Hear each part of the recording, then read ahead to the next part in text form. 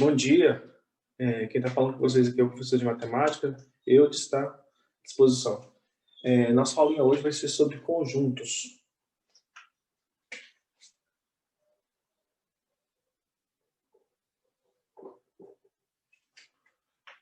O que é um conjunto? Um conjunto é um grupo de coisas, um grupo de itens, quaisquer formam um conjunto. O conjunto ele tem o que a gente chama de definições primárias, definições primitivas. E nesse grupo das definições primitivas envolve três conceitos.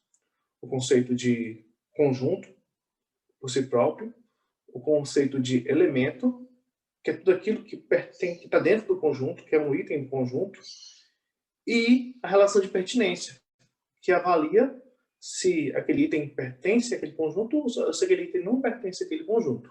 Então nós temos esses três itens. Isso aqui nós chamamos de conceitos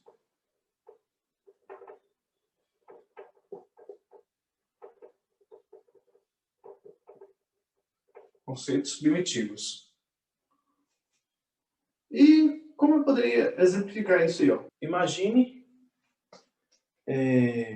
cada um de vocês na aula. A sala de vocês forma um conjunto. Cada um de vocês é um elemento que pertence a esse conjunto. Aí nós temos aqui os três conceitos primitivos.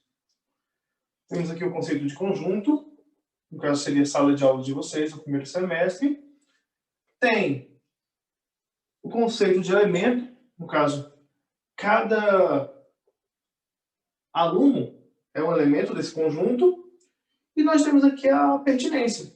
Nós estamos avaliando se o elemento pertence ao conjunto.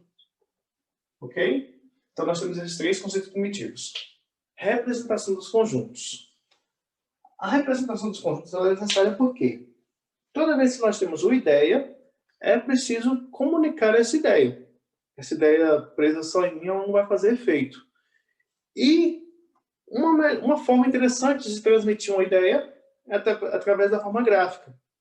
A forma, no caso, oral, hoje é possível por causa da tecnologia. Eu posso gravar minha fala, fazer um vídeo do que eu estou falando e espalhar para as pessoas. Mas nem sempre foi assim. Até um passado bem remoto, a melhor forma que nós tínhamos de comunicar uma informação era através da escrita. Então, por isso que é tão importante. Toda vez que eu quero produzir um conhecimento, eu quero que esse conhecimento siga adiante, eu aprendi uma forma interessante de escrever essa ideia. E é assim com todas as ideias e não é diferente com os conjuntos. E, para facilitar o entendimento, a primeira coisa que nós vamos fazer é dar nomes a essas ideias. Por quê? Imagine que você tem uma ideia, um objeto qualquer, que se não tiver nome, vai ser muito difícil toda vez que você for falar dele, você tem que explicar, tem que caracterizar todo o elemento, descrever todo o elemento. Então, nós primeiro damos nomes porque, uma vez que você deu um nome, caracterizou por um nome um determinado objeto, toda vez que você citar aquele nome, as pessoas vão remeter aquela sua ideia ao aquele seu objeto. E assim como quase tudo na nossa sociedade, existem classificações de nomes que são utilizados para determinadas coisas. Por exemplo, meu nome é Eudes. E vocês não vão estranhar se eu falar que meu nome é Eudes. Mas se eu chegasse aqui e falasse que meu nome é Ferradura, provavelmente vocês iam olhar, Ferradura? O que esse professor está falando? Professor Ferradura, imagine. Imagine que estivesse aqui falando com a aluna aqui e ela se chamasse Esponja. Ficaria estranho também, né? Isso porque nós acostumamos a nossa sociedade a ter palavras que são específicas, sons que são específicas para nomear determinados tipos de objetos, coisas, pessoas, seres de toda a espécie. E não é diferente com os conjuntos. Os conjuntos, nós temos um padrão para nomeá-los. Que padrão seria esse? Nós sempre utilizamos uma letra maiúscula ou no máximo uma letra maiúscula com um diferenciador, para a gente saber que a gente está falando de determinado conjunto, de determinada ideia numérica. Então, os nomes são sempre letras maiúsculas.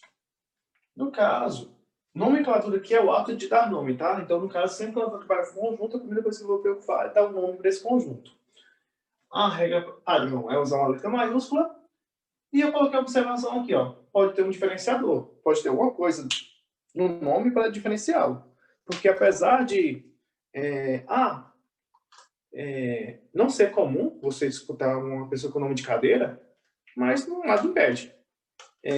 Contanto que aquilo te remeta àquele objeto, àquela pessoa, àquela ideia, o interessante do nome é isso, é fazer com que você entenda, você saiba do que está falando. Aqui, normalmente, diferenciador vai ser um índicezinho para separar, porque às vezes você tem vários conjuntos com o mesmo nome. Eu estou avaliando, por exemplo, estou fazendo estudo físico. Aí tem tempo, temperatura e tensão. Eu quero um conjunto de dados de tempo, um conjunto de dados de temperatura e um conjunto de dados de tensão. Então, os três serão T, né? Se fosse pensar, tipo assim, vou botar uma letra para me lembrar. Mas como é que eu vou diferenciar qual conjunto é qual? Aí eu coloco um diferenciador. Tempo eu coloco TP, temperatura TE e tensão TS. Seria para diferenciar os três conjuntos. Pode acontecer isso em diversas situações. Você colocar um diferenciadorzinho para poder saber de qual conjunto você está falando, porque tem vários conjuntos com o mesmo nome. Existem algumas formas padrão de você representar um conjunto. É como se fossem as regras da língua portuguesa. Não existe uma certa forma de escrever o português? Pois é. Isso é importante para que a gente possa se comunicar bem. Se você não tem uma regra muito clara sobre a comunicação, você pode falar uma coisa e a pessoa entender outra. Tendo a regra clara, você usa a regra para se comunicar, a outra pessoa usa a mesma regra para fazer a interpretação, e no final, a pessoa vai entender exatamente o que você queria dizer. A mesma coisa acontece aqui com os conjuntos.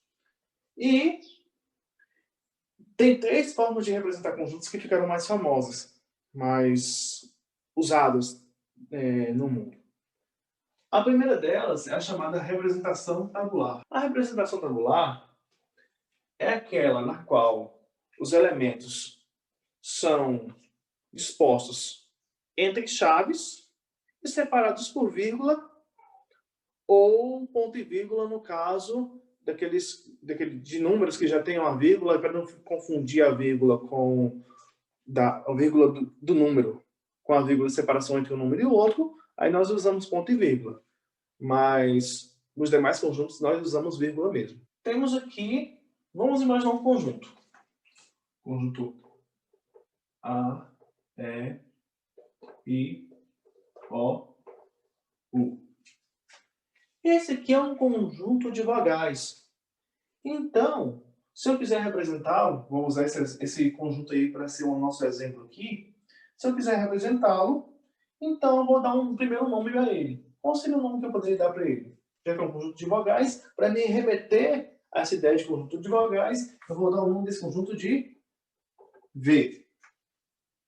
E como eu quero representar ele na forma tabular, eu vou colocar os elementos dele entre chaves.